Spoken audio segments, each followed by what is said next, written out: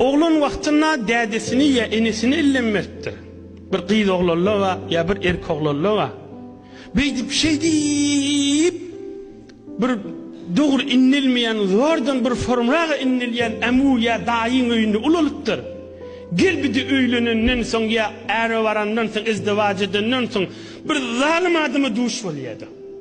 O zaman fakir horluk bilen ulalıvatı.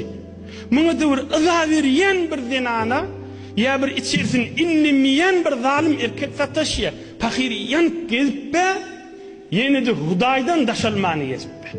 Yaşa işi uğrandan sonra yine asılıp batan er ya dinana vada başına. Şu dünyadan geçip bir gün dinim dünyadan niyansa başına azabada.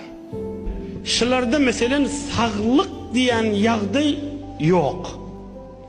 Ya bir yürek hoşluk yok. Şu dünyanın nığmatından. Oğlum fakirler yine de Huday can Huday şükürdedir'in sabırdadir'in ni günahı haramı giden akla. Eşittirin şükürünleri Huday eşittirilleri cennet versin.